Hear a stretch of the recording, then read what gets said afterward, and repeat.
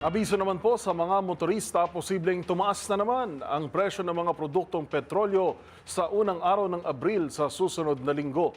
Ayon kay DOE Oil Industry Management Bureau Assistant Director Rodela Romero, naglalaro sa 85 centavos hanggang 1 peso and 35 centavos ang kada litro ng gasolina, habang 75 centavos hanggang 1 peso and 25 centavos ang posibleng increase sa kada litro ng diesel.